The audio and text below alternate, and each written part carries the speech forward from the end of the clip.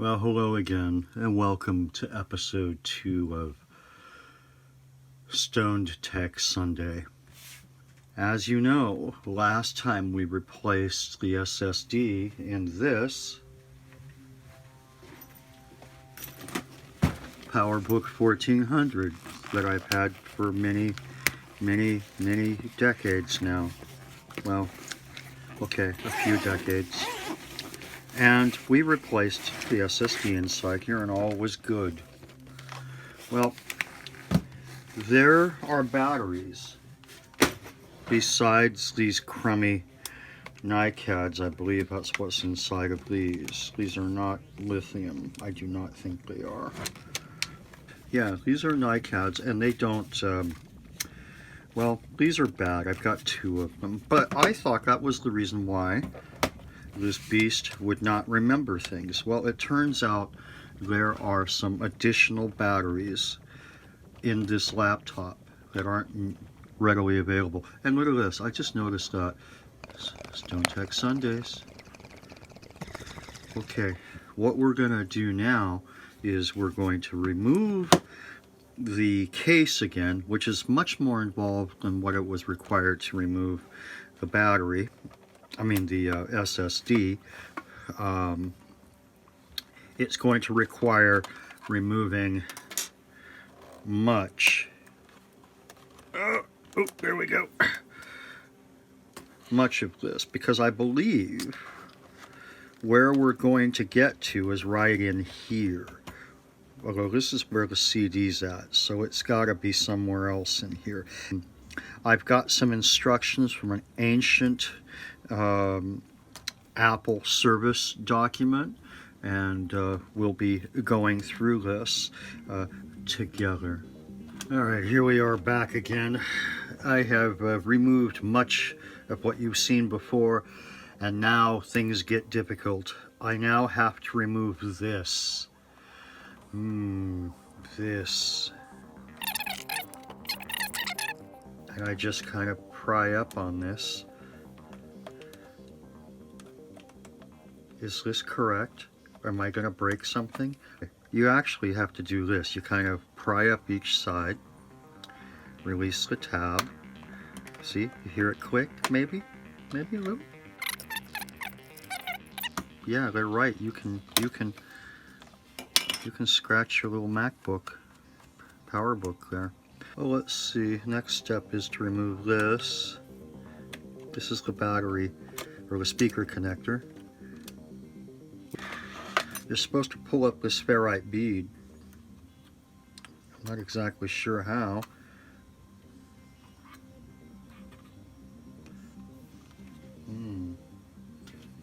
There's a trackpad cable. They want me to pull it out.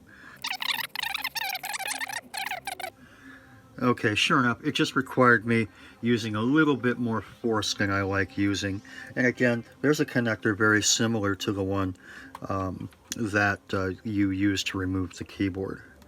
You just kind of lift up the tabs here on the end. There we go. And then the cable should just pull out like that. There we go. Our trackpad is now disconnected. Oh, now you're supposed to pry these off. This looks dangerous. Dangerous, yes, but it looks like I got this one off. And these reveal the screws underneath. Save that over there, and we'll do the same thing over here.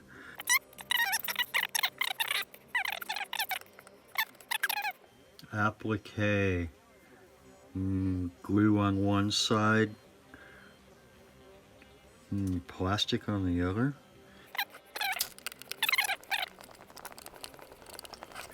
You really want to see my hand? Why don't I just come back? You know, I realized I'm probably going to have to remove this. I don't understand why. The instructions, they don't mention anything about removing this just to replace the battery. The other 6 screws evidently are located here.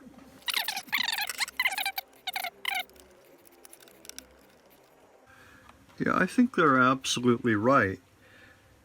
The step-by-step somehow glosses over the removal of this. So I'm going to have to go back through the step-by-step guide and go to another section that specifically addresses how to remove this, because I don't see how I'm going to get this off, and, without taking this with it. And the display connector and everything else is all in there, and I'm almost certain something else has to be done. Maybe this is time for Agent Orange. This is from 11.6.18. We use little dehydrators in there, and this is, this is what we do at Stone Tech Sundays. Let's go think about this a bit. Notice I'm back, and by the way, safety first. Your lungs are important. My wife and I have been doing this growing thing for a bit now, ever since it's been legal in Oregon, and all of the weed smoked on Stone Tech Sunday comes from our garden. It's organically grown on the outside. My wife uses fish guts. I'm not quite sure I understand, but somehow things go and grow. Look at what I found here.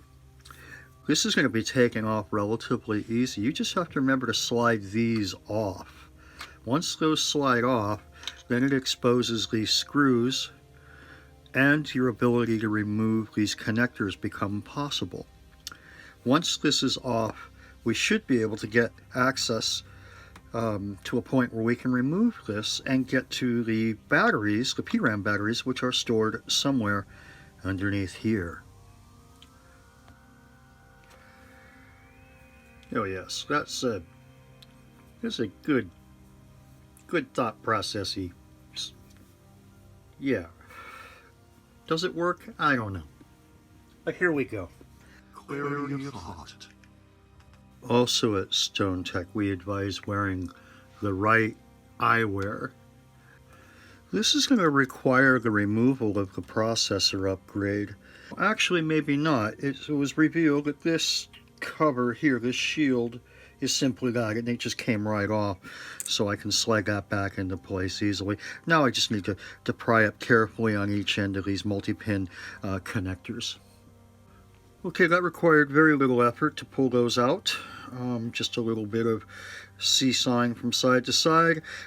Careful. Remember, there are tabs on either side, as you can break them, so carefully insert a small screwdriver and lift them out. They're pretty straightforward and easy. Now let's remove the screen. Just so you know, I recommend leaning the thing back so that you can use your belly, if you've got one, to hold the front of the PowerBook from sliding down and taking a weight off this hinge. I don't want to break any of this plastic.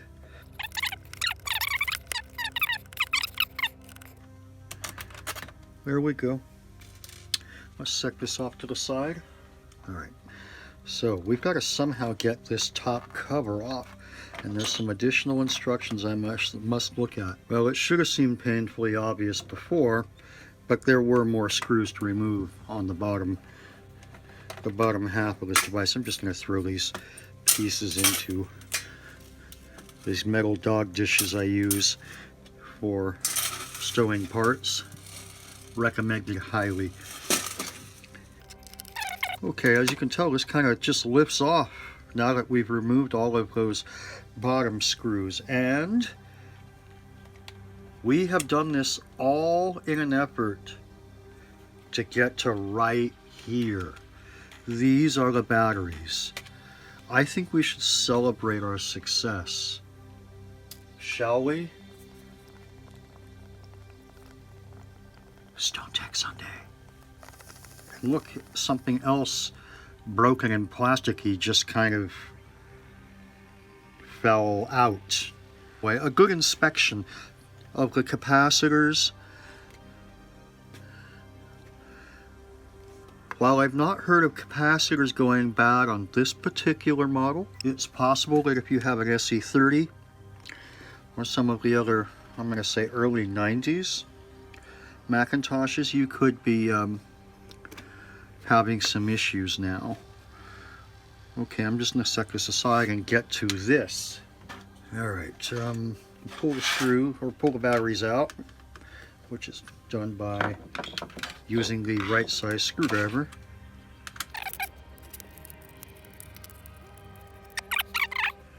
I mean, these look like just button or coin cell batteries.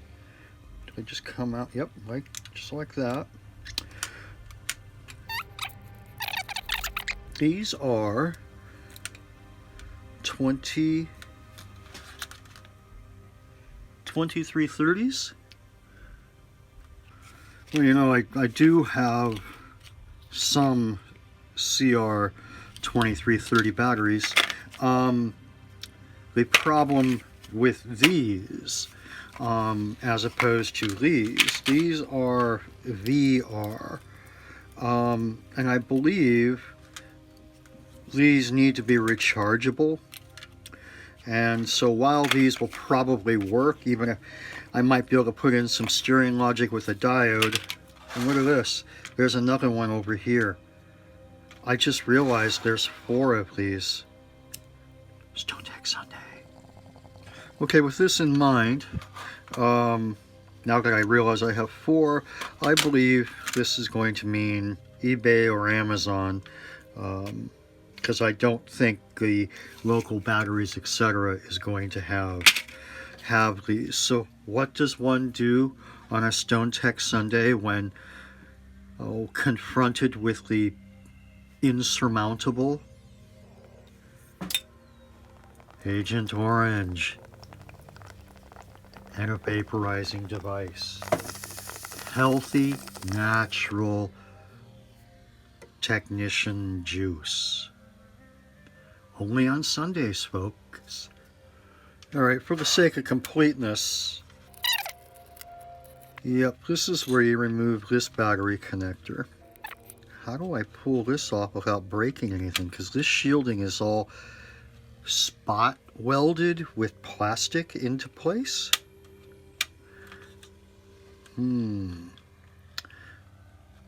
That one looks relatively easy. What about this one?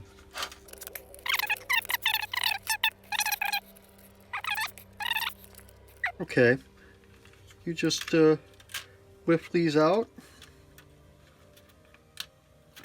and carefully pull the connector off. Now both of our batteries are released, strangely snaked in here. There we go. And this one here the same, snaked under the shielding. Hopefully I'll be able to get it back in, because it doesn't look like the shielding wants to come off without breaking the plastic rivets. Okay, I fully exposed this battery. Remove the tape. Let's just go ahead and check it. We use a voltmeter for that. This is my old Fluke 89. Type 4. What do we got here? Okay. Let's do this. Here to there. Oh, that's not good. 0.8 volts. 0.8 volts. Oh no. These are supposed to be 3-volt cells. I would pretty much pronounce those dead, and I probably don't have to really check these. They're dead, but I'm going to check them anyway. But yeah, they're dead, and yeah, we'll have to order some from Amazon or eBay or something. Well, we're back again. This time I have replacements for these. These are actually rechargeable lithium ion cells. I guess the easy way to tell is if they don't say CR, they are rechargeable. In this case, this says, I want to say VL 2330, and that means that these will accept a charge. They're arranged as two 3-volt cells, and to terminate here, we're going to have to somehow make them fit inside of here. Yeah, let me figure out how to do that. That might require some thinking time. No, let's just move forward. Clean off some of the stickiness from the tape that held these in their packaging. This is more so I can solder to them easily if I need to. Okay, let's talk about how these are going to be wired up.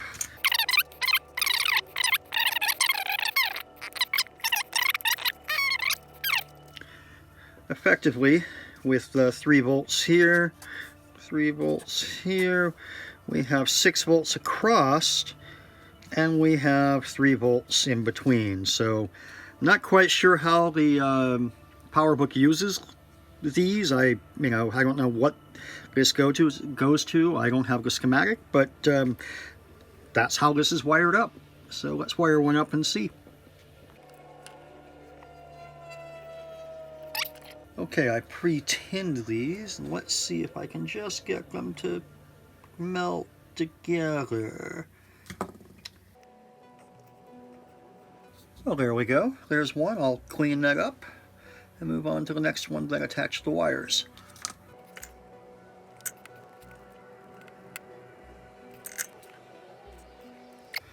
There's one of them done.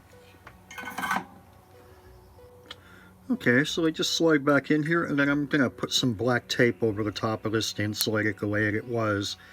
I don't think I'm going to put as much tape on there as they had. Well, we're ready to put these back in. I'll just fish them in and reattach them to this flexible circuit board thingy here, and next. Alright, let's just put in the last. Hardest part was snaking the wire back through and reconnection to the flexible PCB here. We'll also have to replace everything we took apart.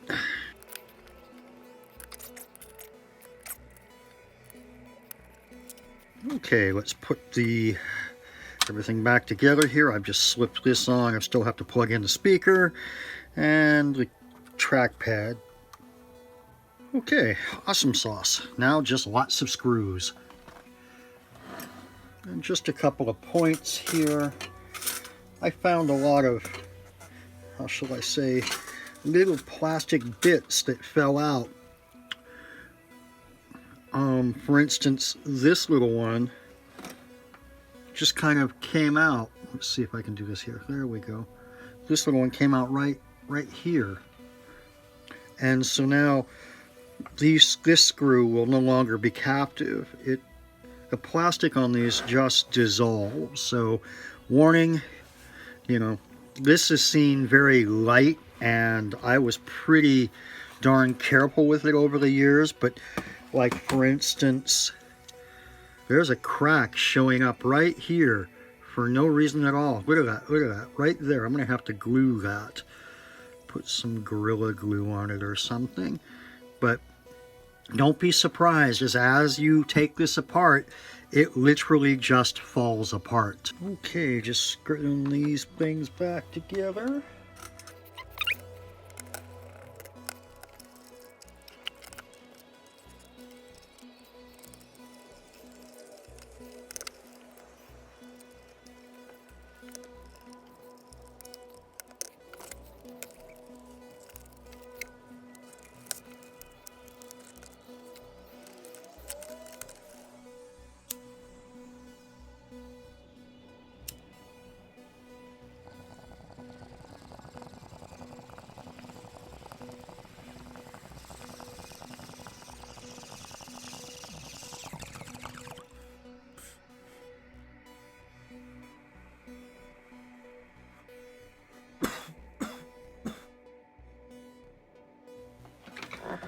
Okay, here we go. We're about ready to try powering this thing up.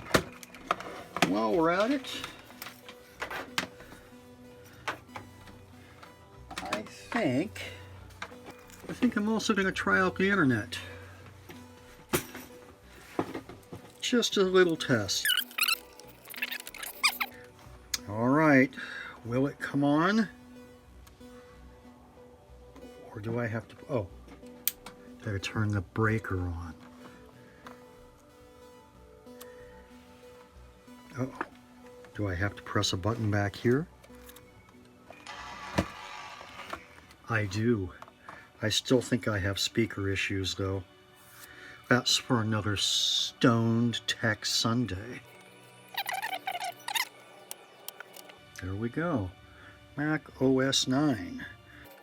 This might take a time or two to boot because you know when PRAM gets corrupted in these, they don't always come back quite the same way they're supposed to. Especially with this one here having a newer technology G3 upgrade.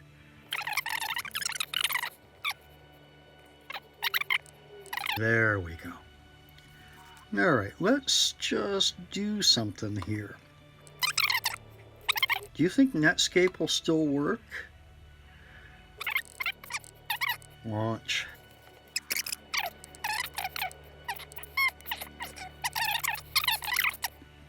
There we go. Netscape.home, there isn't any. Let's do this. I don't think anything is using HTTP, really. Not anymore. Okay, there's a very ugly looking Google page. Wow. Look at that. It resizes it and it almost looks right. Do I feel lucky? CNN? Do you think that'll work? Look at that. Kind of. Breaking news. Let's go. That's it. Oh man, it's speaking to me. I think it's time to relax again. It is the end of Stone Tech Sunday.